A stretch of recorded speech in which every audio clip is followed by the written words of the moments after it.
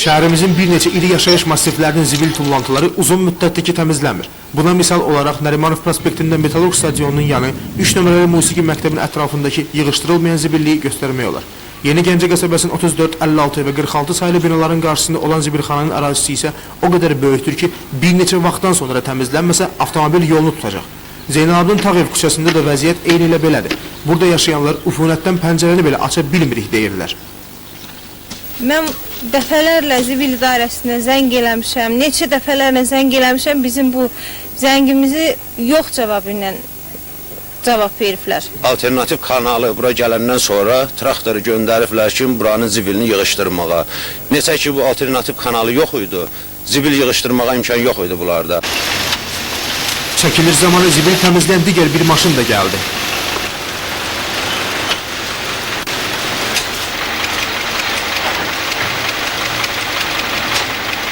Akşamdan tapşırıq almışıq, burası texnikalar nasıl olduğuna görə biraz şeydir. Sizcə bura zibil tamamilə təmizlənəcək? Tamamilə, hə. Zeynalabdin Tağev küçəsinin sakinləri ümumiyyətlə bu ərazidən zibil qutuların götürülməsini tələb edirlər. Bunun səbəbini isə belə izah edirlər. O yuxarıdan 10 kilovoltluq xətt gəlir, yerin qıraq hissənin 20 sm dərinliyində.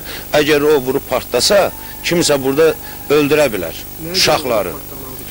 Ona görə ki, bütün gün orada zibili töküb zibil yandırırlar.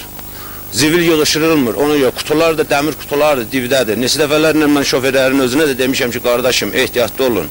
Qaldırarsınız orada dəmir dəydi, korpusa verərmi, yandırarsınız orada, vurub partladar. Bizim köhnə vaxtımızda da görmüşdük ki, maşınla gəlib, siqnallayır da kutuya da hər öz vedrəsini çıxardı, tökürdü zibil maşınına. Belə olsa təmizlik də yaranar. Sakinlər pul vermir. Ha vaxt gəldilər, məsəl üçün, o qapı döysünlər, adama 500 manatsa, 1 məmmətdirsə də, o qapıda vedrəsindən çıxardıb onu yəqin ki, eləyərlər, öz təmizliyi üçün. Məişət tullantıların yığışdırılması ilə məşğul olan Adaş firmasının müdiri Roza Mirzəliyeva bildirdi ki, idarənin qarajında cəmi 8 maşın və 4 əl mexanizmi ilə işləyən zibil daşıyıcıları var. Bu da 300 mindən artıq əhalisi olan Gəncə üçün olduqca azdır. Bugün biz Gəncə şəhərindən, əhalidən 85 milyona qarşı bugün mən 5 milyon pul toplayıram. Baxın görün bu gəlirlə, bu iş ilə işləmək olarmı? Büdcə təşkilatlarının üstünə düzdür. Biz hər yükü büdcə təşkilatının boynuna qoymaq olmaz ki, elə büdcə təşkilatı ödəniş eləsin. Eləyir büdcə təşkilatı, ancaq orada da çətinliyimiz var.